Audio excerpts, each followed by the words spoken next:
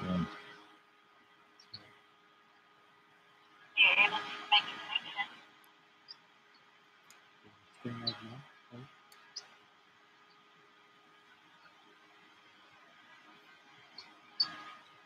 Sorry to everyone who got disconnected. A little bit of a technical problem. Sometimes the internet's in the bush here is not that great. But we're back online now. We'll just wait for some people to get online and hopefully find the new link.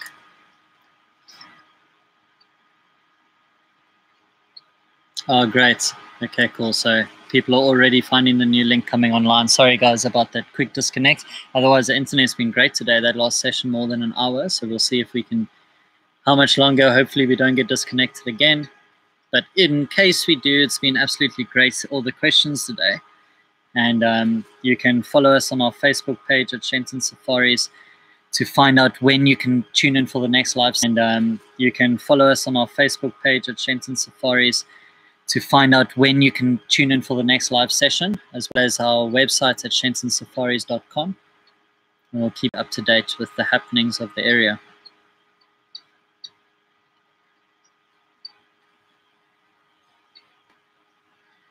Oh, look at bubbling. Look at that. On mom's back.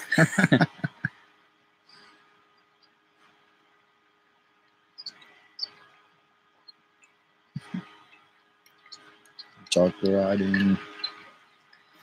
So I read somewhere that they're younger than 6 months, they hang on mom's stomach, and then when they get older, they ride on the back. Mm-hmm. Have you heard of that? Yeah. I'm told some they say when they're about 3 months plus, Okay. then they start chalk riding. Okay, cool. Yeah. So that guy's probably somewhere between 3 to 6 months and or 3 or 4 months. So Sure. still a youngster. Mm.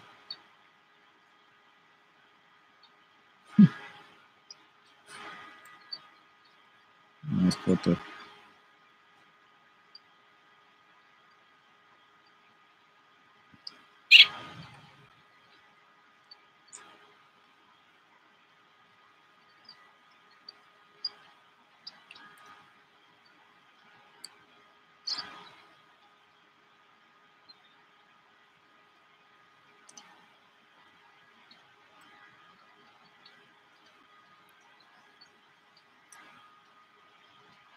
Ask a question about the red big buffalo. Earlier there was a question, I think it was Adrian who asked about the black and white grey bird with the red bill. We're just going to try and zoom in quickly to show you if this is the right bird. I think this is it, the red-billed buffalo weaver.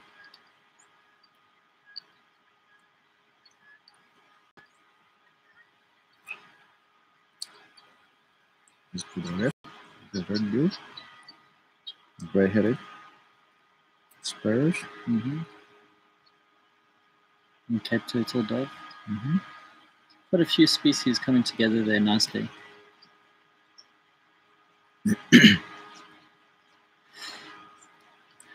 Question about the albino baboon.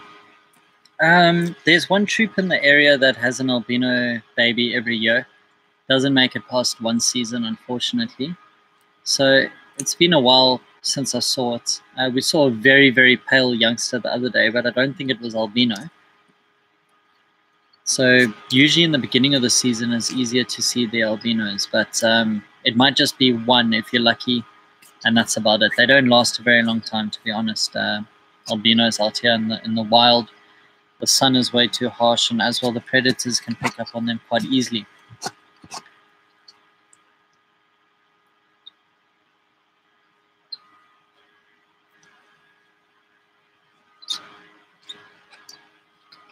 So it looks like the birds are definitely taking over again now that the baboons and impala and everyone's left. Have to wait and see who else is going to come pay us a visit.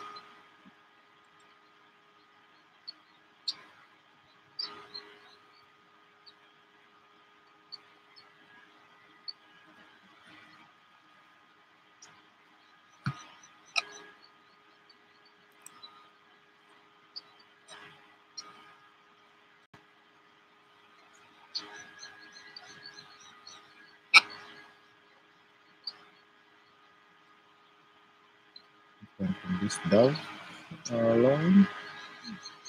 You get that? Beautiful dove here. There you go. Who are we looking at there, Euron? This is one of my favorite. You know, when people are driving around, they'll just point out dove, dove, dove, dove. This is one of my favorite dove. Look at those colors. Oh, it's gone. That was the laughing dove. Laughing dove. That's quite an interesting name. Ooh. And where are my binoculars? Just here on this tree, if you can focus on this tree, it looks like a flycatcher. Straight here, to the left, just off the bank. Let me just have a look. Go on. No. Okay, it's African paradise flycatcher. There. Oh, yeah. On the water there. Yeah. Let's see if we can see it. Sorry, guys, we had a beautiful species of bird come down here now, an African paradise flycatcher. It looked like a male with a long tail. We'll see if we can see it again. I'll keep a lookout. It's a really, really special bird. If we can get that, that would be an amazing sighting. Well, I'm definitely going to keep... Oh, just above the water. Rowan, can you see him there? On that far... in the distance there. Just next to those white-fronted bee-eaters. Go in there. That orangey bird with the long tail. There, I'm looking at him here. I don't know if you can do that zoom thing. There we go. And if you up the exposure... Oh, he doesn't want to go for his close-up. Yeah, this is my first All one right. this season. Yeah, me I've too. heard them calling around in thickets, but seeing them is my first sighting. That was a very, very brief sighting. Hopefully he comes back this side. I couldn't believe my eyes there for a moment. Excellent I thought, spotting. what is going on here? Yoram, I think you're rubbing off on me. I'm like, starting to spot these birds out here. Jeez, that was great. Hopefully he comes out again. Those of you who did see it, maybe you can go back and pause on that exact moment and can see. Jacques, the guinea fowl in the area, mostly now they'll be scratching in the elephant dung and in the area, and they're looking for anything from some seeds or leftover fruits that have been fed on, and even small insects and grubs. They really are just scratching, similar to what a chicken would feed on, I suppose. They're just scratching through the soil, seeing what they can find.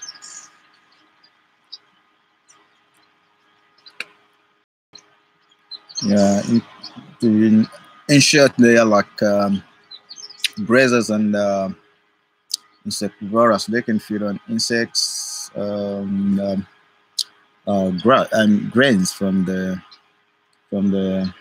grass, so they can pick up anything they come across. Yeah.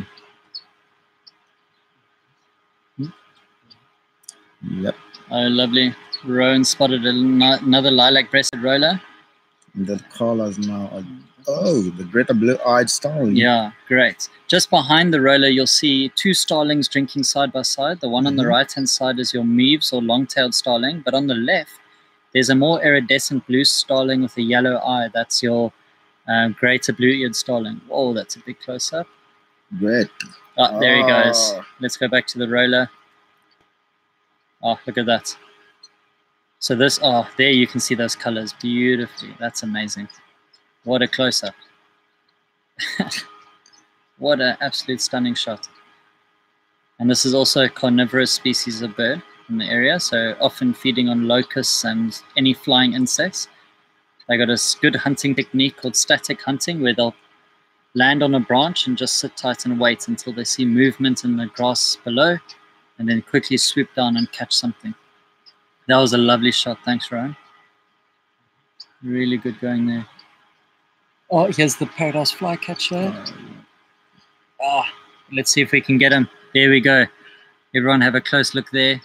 African paradise flycatcher. Wow. Brilliant. Gotcha. Wow, that is such an amazing bird to see. We are so lucky.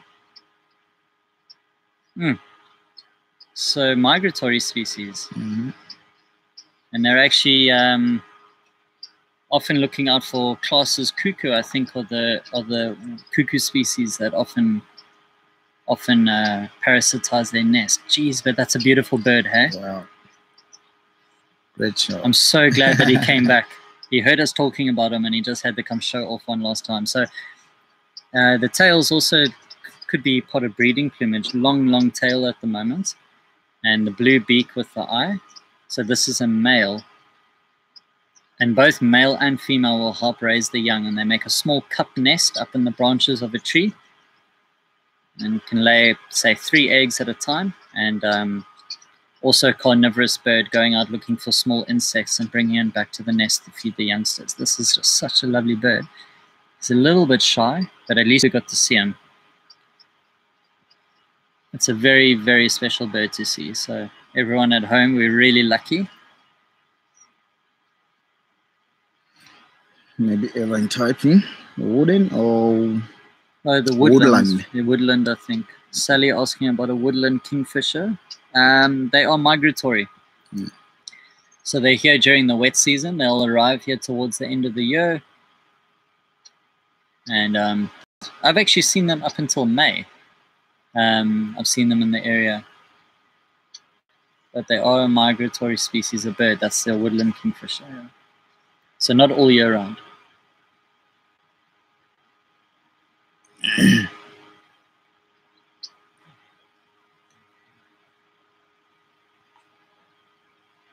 Our pitch is quite delayed, just bear with us.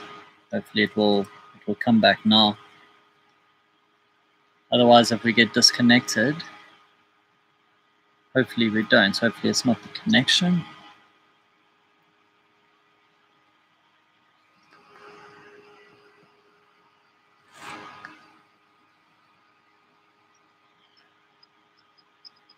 Let's go this way. Look at that. There we go again. Stunning bird. Now he's showing enough. Just coming back every time we want to look at him. Wow. Flying away.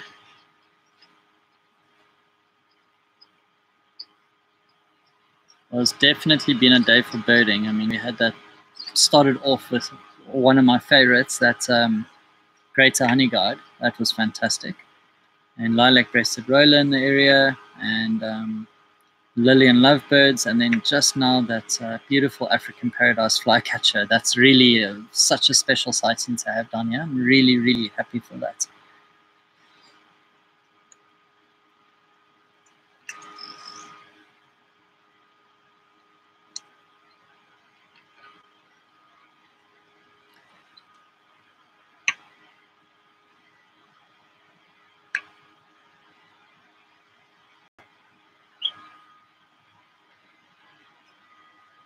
I don't know if we can keep it sharp.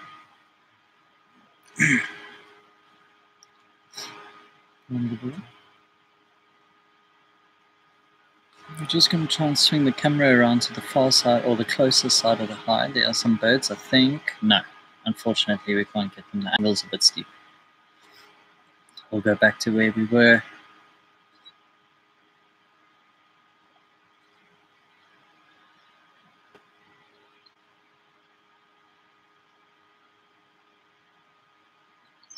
It's getting to that time of day now, I think, where everyone's coming for the last drink of water before calling it a day and heading back to the nest, or to where they're going to rest for the evening. Still holding out for these elephants. Let's see if someone can come visit us before the day is out.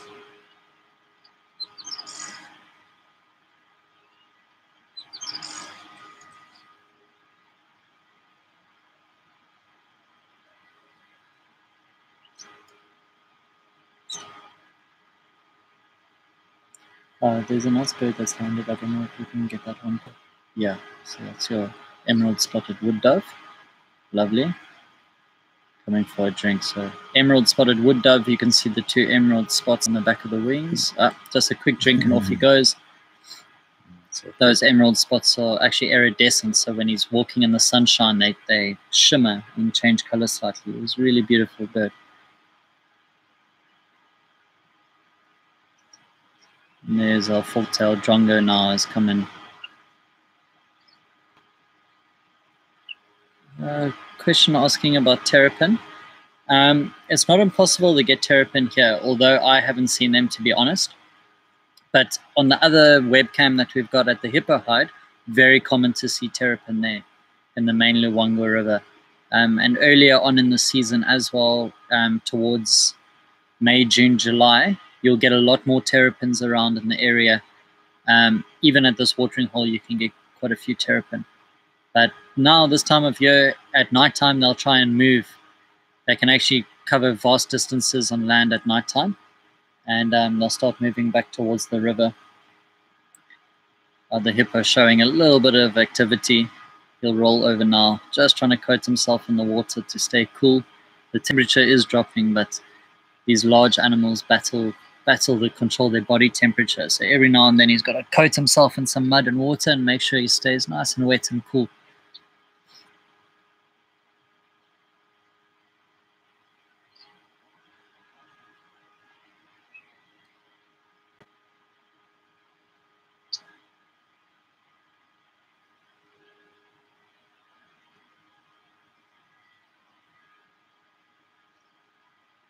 So I don't know if there's any more questions that you guys would like to send in, ask us. Feel free to ask away, and Yoram and I will see what we can answer for you guys.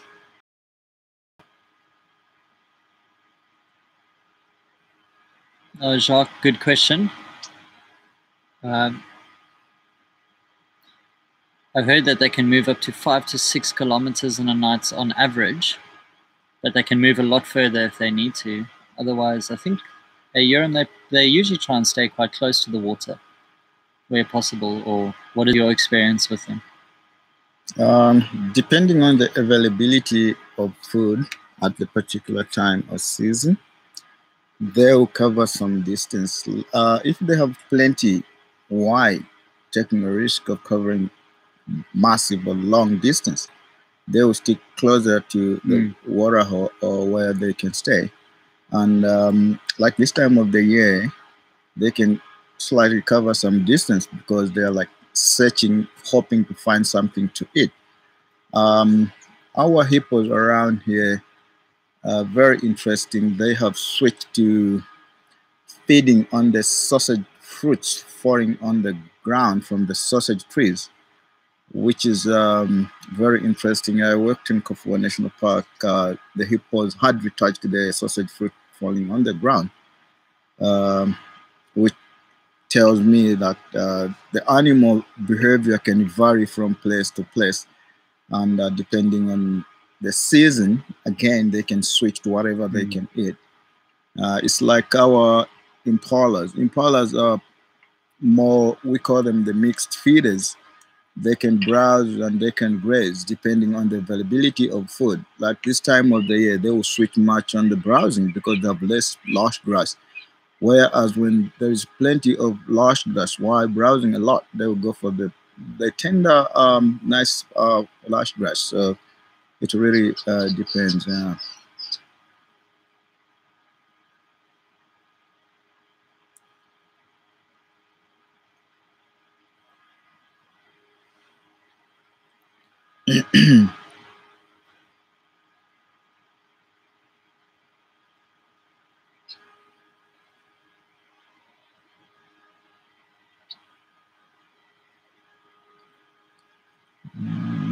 One, yeah, do a little bit more light camera on the aux speaker and the hippo, yeah. He's in a wound. Looks like an open wound that is feeding. So you can see that aux speaker feeding on that on that wound of the hippo. You can easily tell, even if it's a juvenile red-billed or yellow-billed aux speaker, by the feeding habits. Because here in the valley, like 2 species have been recorded. The common one is the red-billed aux speaker. And some people, they say, no, these the species are specific to animals, of which me, I don't agree of that. I've seen both species on the buffalo or on the giraffe, which has more hair or fur. But you can easily tell by their feeding habits also. The other one, the yellow-billed aux speakers, instead of pecking, like pick, they'll do like the scissoring, like someone is combing the hair.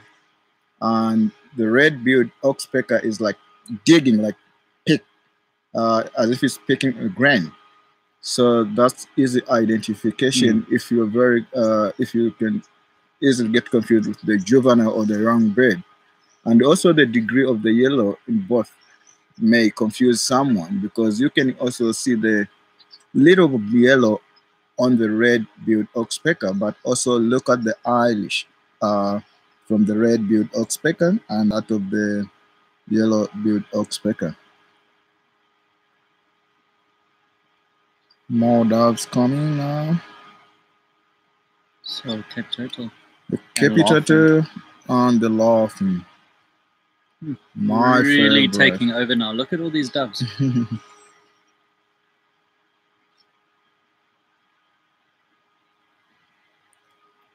Rajab's got a question about how much hippo eats in a night. Do you know how many kgs of grass roundabout? Or is it just up to roughly they say up 150 kilos plus or minus. So it's really also depend on what they can find. Yeah, sure. Those are records anyway. Yeah. And maybe also if they're eating more nutritious grass, they'll eat less than if they're eating bad quality grass. They'll have more. And Bridget asking about our antelopes. Bridget, we see a lot of different antelopes here. So at this particular hide, I've seen eland, kudu, bushbuck, impala, waterbuck, puku. Who else do we get here? Wildebeest. Wildebeest come down here. Yeah, we see a lot. No roan or sable, unfortunately, not here. No. But yeah, we get a lot of different species that are coming to drink down at this watering hole. So the way it works for this watering hole, we're basically the only water for about 3 kilometers on the inland side. So anything further inland from this point has to come and drink here at one stage or another. So it can get really busy. Seems like all the mammals had come a little bit earlier in the day today, but sometimes it's just an absolute plethora of animals. Everywhere you look can just be mammals all over the show. Right now, it seems like the birds are taking over. All the doves coming in for one last drink. We'll see if this connection lasts. We might get lucky and have the double-banded sandgrouse arrive a bit later. We'll see how the light goes as well. Hopefully we don't get disconnected from everyone today. But if we do, just be sure to check out our Facebook page, Shenton Safaris, for the next updates on when the next live session will be going out. And you can also follow our live webcams on Skyline Webcams here at the Last Waterhole Hide and the Hippo Hide. Or you can go to our website at shentonsafaris.com just to stay updated with all of our blogs and what's happening in the area.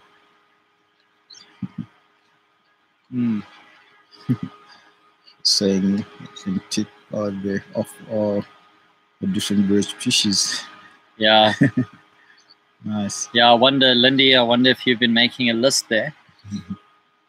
Well, maybe I can post a list later in the comments of this video of all the different birds that we've seen. It's been really good. Still think the highlight could have been that African paradise flycatcher. I got really excited to see that. That was amazing. Haven't seen one in a while, so always nice to get back up to date with those guys.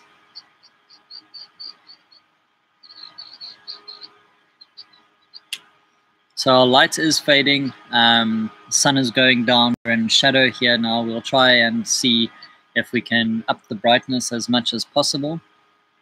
But I will just give it a little while longer and see what else can come down. Otherwise, that might be it for today. Let's see what nature brings us in these last couple of minutes. So get your last couple of questions in, see what you can ask. There we go.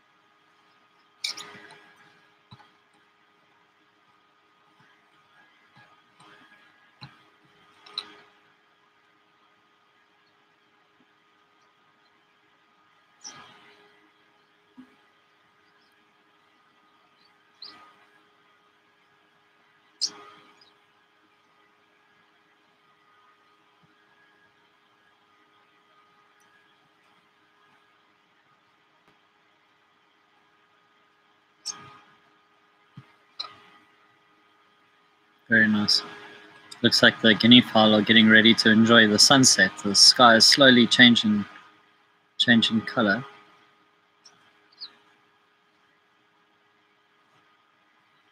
Sally, good question. How many species of birds do we get? So Southern Africa, which is probably the most comprehensive list, closest to Zambia, you're looking at about 950 altogether.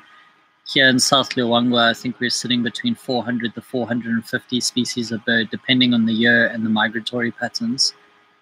What would you say, Yoram? Around that number? That number, yes. Yeah, plus the vibrant, they can say up to 700. Wow. So roughly, yeah, 400 to 400 and 50 on an average year. Yeah. Oh, Bridget, I see you telling us about antelope chewing on a bone. That's a very special sighting. It's what we call osteophagia. And yeah, a lot of different antelopes do it just to gather some calcium. Yeah. That's a very good sighting if you get to see something like that. Sometimes you can find a giraffe walking around with a big bone in his mouth. Yeah. It's always a bit strange. You think, I thought giraffe weren't carnivorous, but no, they just come across some old bones and chew on it a bit for the calcium. Sure. Very special sighting. Okay, just back there to the left-hand side, Ryan. It looks like one of the thickneys are coming in. I think water thickney, if I can see properly. Yep. Coming on the bank there, just in front of the tree stump. Go up a bit. There's walking slowly coming towards us. No, There's on the water now. Yeah. Over there. There we go. Got him. It's water thickney. Lovely. So another species of bird to add to the list here this afternoon. One of the thickneys coming down, water thickney. With those big eyes. And the reason why he's only coming down at this time is they're actually mostly nocturnal birds. You don't see them too much around in the daytime. And they're quite active at nighttime. You can hear them calling throughout the night. And so the light has faded enough now for his eyesight. This is actually when his eyesight starts coming into his own, when he can do rather well. So that's why it's taken him so long to arrive here. All eyes and stilts. Yeah, Bridget, you're absolutely right. One of the waders as well. And another one has also flown down on the bank. I think it's going to come join him. Let's wait and see. It could be a breeding pair. We had a breeding pair here earlier this year. And here comes the friend. There we go. Both of them together. Look at that. What a great shot. So in all likelihood, that's a male and a female next to each other. I think the only difference would be the size, if I'm not mistaken. Yeah, not sexual dimorphism, like on the markings. They all look the same, but the size is slightly. Yeah, if I was gonna guess, I'd say the one behind is the male and the one in front that closest to us, looking at us now, I think that's the female. Just judging by the size. Yes, Jacques, exactly the same as a duckkop. Duckkop and thickney is the same thing. Yep. The names changed. I think it was in 2007. They changed the name. I think then more to the thickney is the new name. But yeah, duckkop, exactly the same thing. And the other species in the area, I think, is spotted. Spotted duckkop. Yeah. Which is more confined away from the riverine. They are more in the Mopani woodland or away more inland. Okay. Yeah, than more. So they don't need water that much. Not much water.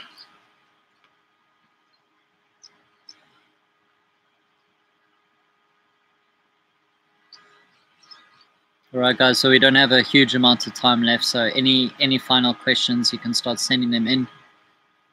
And let us know your last questions before the lights totally goes away on us. Bridget's asking about frogs. Oh, Bridget, to be honest, there's a lot of different frogs in this area. Most common, probably your foam nest frog. We get them quite a lot in the camp. Rubber-banded frog we get. They're one of the poisonous species of the area. We get a lot of different toads, like your guttural toad, for instance. Oh, there you can actually see them calling. That's lovely. A lot of grass frog species, like your Mozambican grass frog or the redback grass frog. Also redback toad we get a lot of, so loads of different species in the area. Bullfrogs. Bullfrog, yeah. In the rainy season when it's calm. And they're massive, the giant African bullfrog.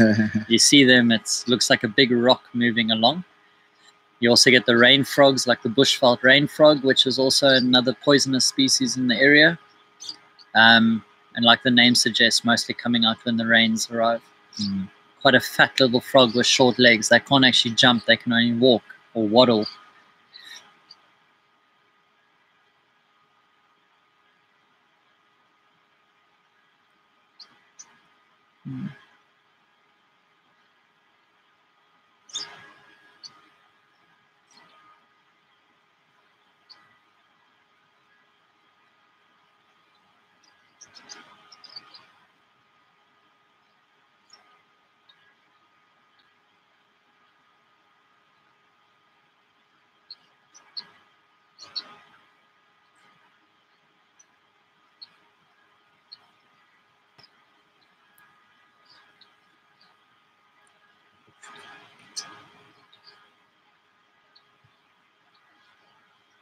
Yeah, Bridget, I totally agree with you. They're a funny looking frog, always grumpy. They got like a frown on their face permanently.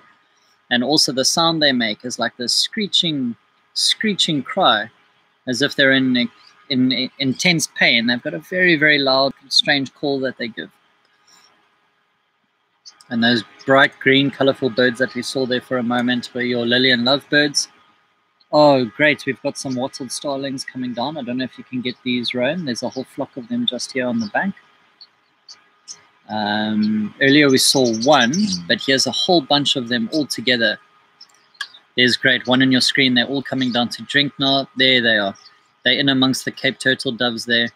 So you've got males and females. Brilliant. Great close up there. So nice wattled starlings. That's also another bird species that we can add. Lindy's got a count there of 17 bird species, so we'll put it up to 18 now. But we'll have to watch the video again and see what else we've seen. That's really great that we got the wattled starling as well all together, because they are actually gregarious birds, so they like hanging out in flocks. Don't often just see one by themselves, but earlier Urim did spot one by itself, so it's nice now. Maybe went to go call the rest of the family, and now they're back for a drink.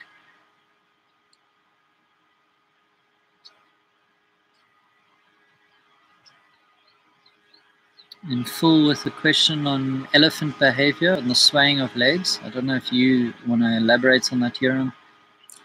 What I've learned is that elephants have like 3 different type of communication.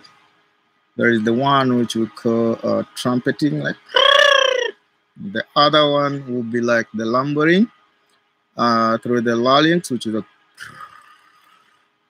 and the other one they use ultrasonic sound, which are very low frequency that us human being cannot pick. And that's the time when you see them swinging their legs to and forth. They're trying to pick up their vibration sensors under the foot. That is what I've learned so far with that swing of their legs to and forth. Yeah. Nice. Next to the lovebirds, there's a little red-billed bird. That's your red-billed quillia. Cool. So that's another species we'll add to the list for the day, red-billed quillia.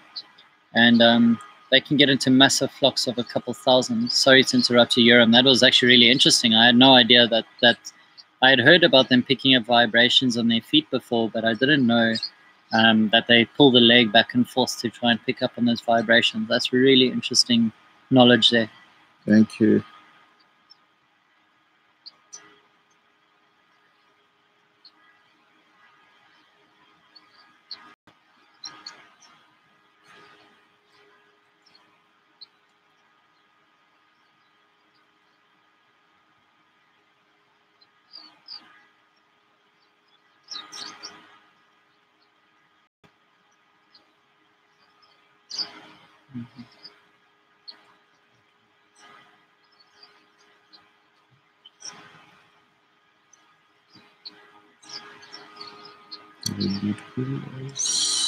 It's starting to get rather quiet now.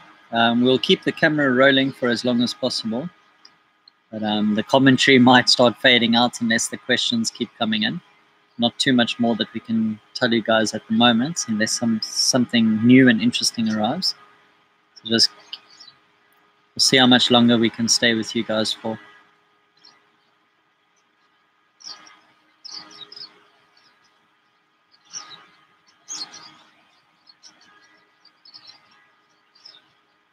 There's Red Bull Kulia, very nice. And I see the Thickney back on the other side. Camouflaging so well in amongst the soils. Ooh. Oh, here's one right here. There, he's going to his mate. The Thickneys are actually chasing away all the doves at the moment. I think they want to own the watering hole for now.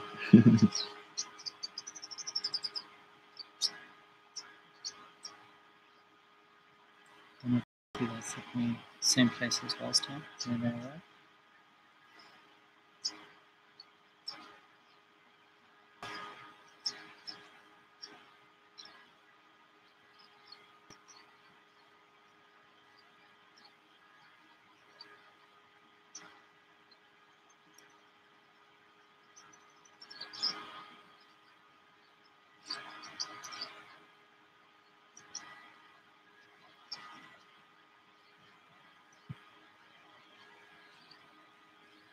Yeah, Jacques, that's quite an interesting comment that you're saying there.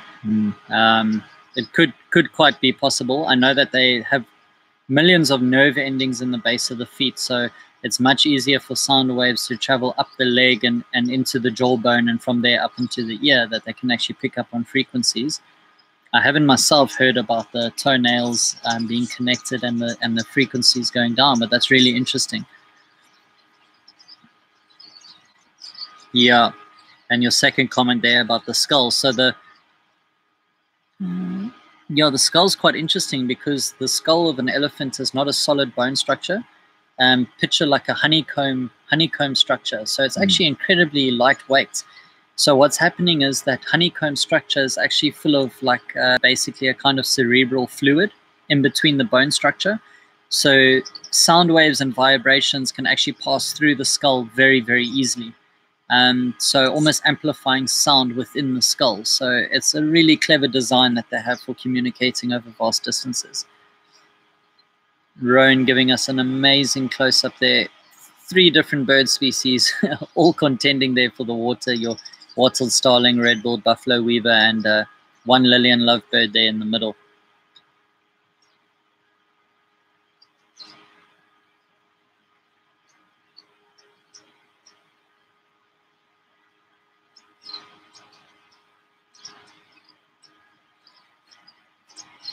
So this is the time of day when we can start expecting to see the double-banded sandgrass. They usually come every night, and they'll come and gather some water. So that would be a real highlight for us.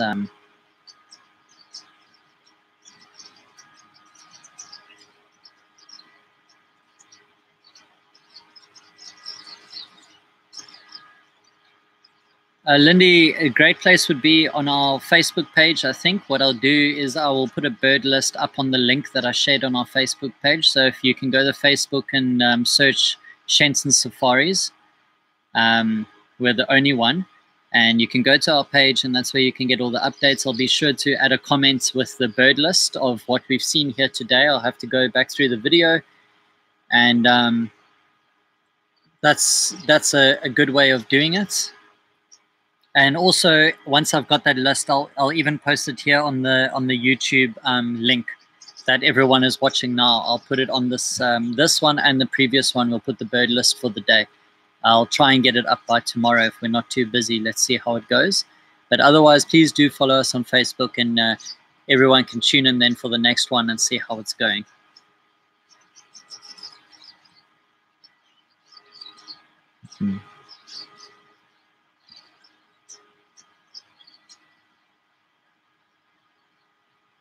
Yeah, Bridget, that was the African golden weaver.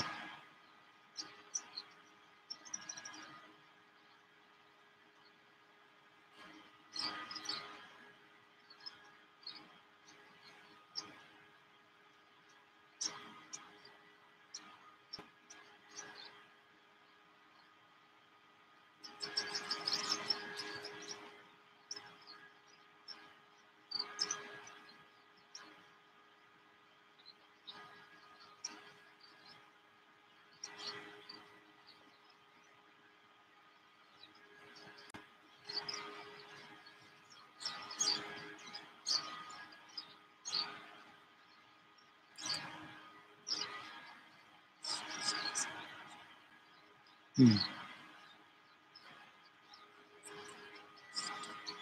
Mm. So just a quick word with the cameraman. He says he can keep pushing the settings on the camera as long as the light fades, and we'll see how long we can stay with you guys. It'd be quite nice to see if those sandgrass arrive later, because they're a really interesting bird. And then I think we can try and finish off with them. We'll see if we get lucky. Also, so great that these wattled starling came in here. It really has been such a good day for birding, don't you think, Jerome? Exactly, yeah. Enjoy my birds. Yeah, exactly. I think for us that have been in the bush for quite a while, not that we don't appreciate all the animals out here, but we've seen a lot of these animals over the years. So I think over time, birds become a really keen interest, because it's still one of those things that we can see for the very first time, just because there's so many of them.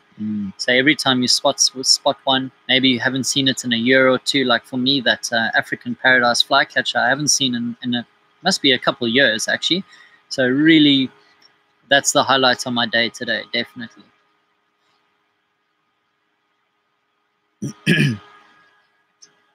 Yeah, Bridget, totally agree with you. From the small to the big, all of them are really important out here. And they're all connected in one way or another.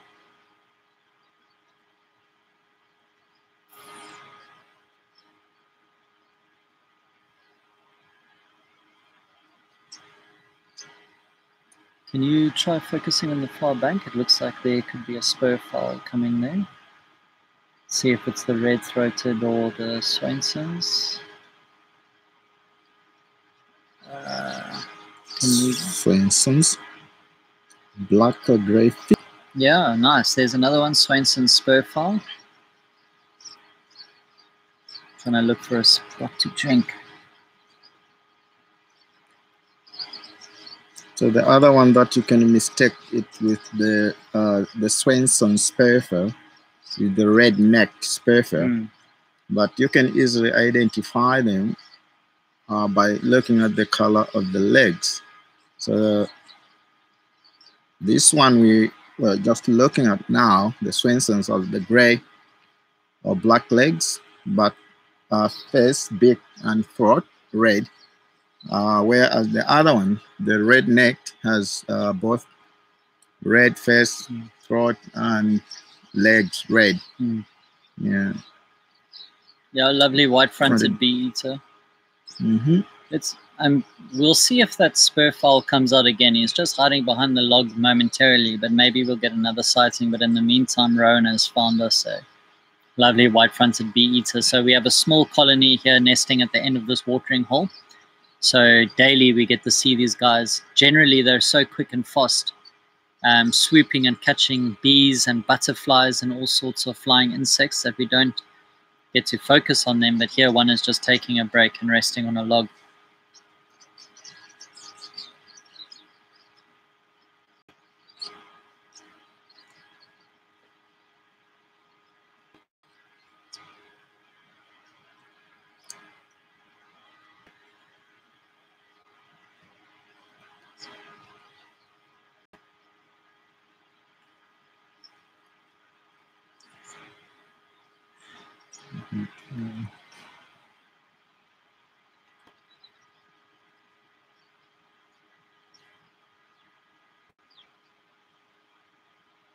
Thanks, Annette. I'm sure if you follow us on Facebook, you'll get the update for the next live session, and we'll see you there. Bye. Thank you.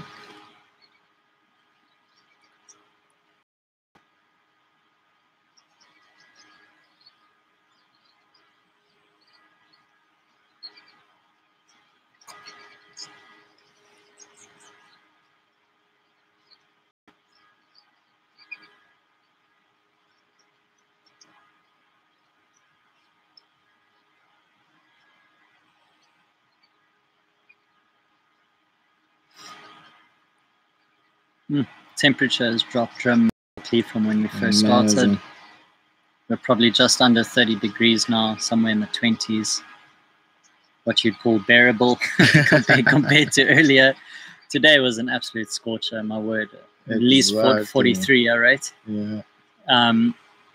So there were stacks of the whole day today, but I think it was so hot they all came to get their drink earlier in the day rather than later.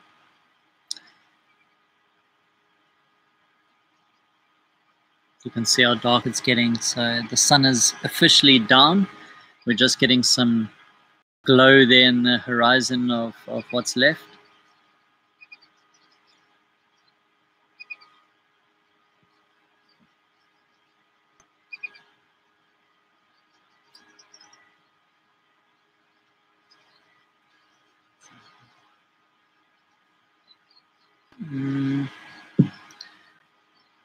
Looks like lovebirds. Yeah, there's some Lillian lovebirds there, just silhouetted against the bright backdrop.